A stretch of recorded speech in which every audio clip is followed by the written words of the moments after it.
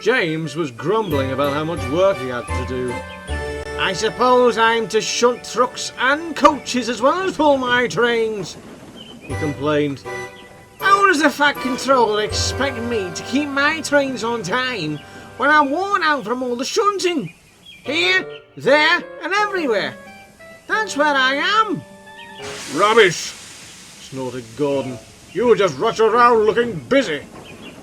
It's the real work. The sort of work we do that counts. Of James.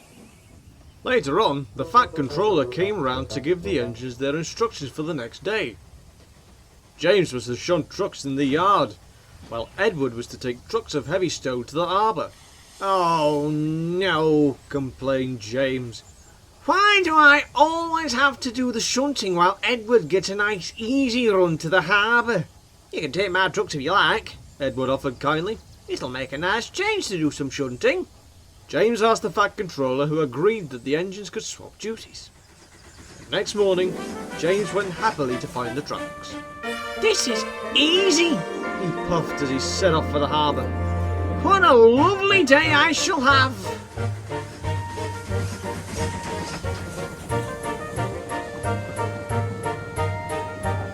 But the trucks did not agree.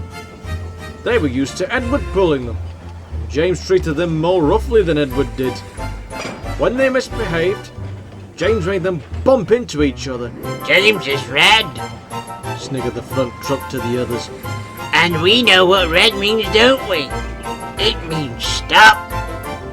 Let's stop on the hill and see how he likes that. The trucks behaved well at first, and James was feeling very pleased with himself. Then he started up the hill. Something's wrong, muttered James. However hard he puffed and pulled, he couldn't seem to get very far. Then, to make matters worse, he felt his wheels grind to a complete halt beneath him. It was the steepest part of the line. James tried to pull forward, but he was afraid that coupling would break, and that he would lose one of the trucks altogether. The trucks all sniggered as he muttered furiously to himself. Then the front truck gave the order to move, and all of a sudden the trucks ran forward and gave James a big bump on his tender. He lurched forward to the top of the hill. Oh, help! He wailed as the trucks pushed him faster and faster down the hill. Help! I can't stop!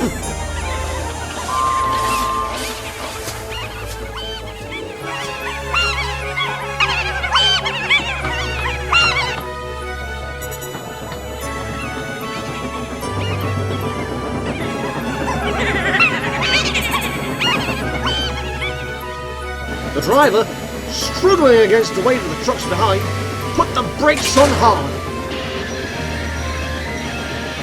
And gradually, as they reached the bottom of the hill, James slowed down.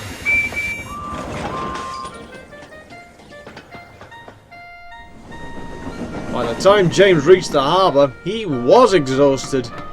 When he had finished, he went wearily back to the yard, quite looking forward to doing some peaceful shunting.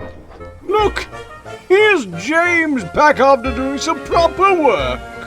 I expect you to rest now. James pretended that he hadn't heard.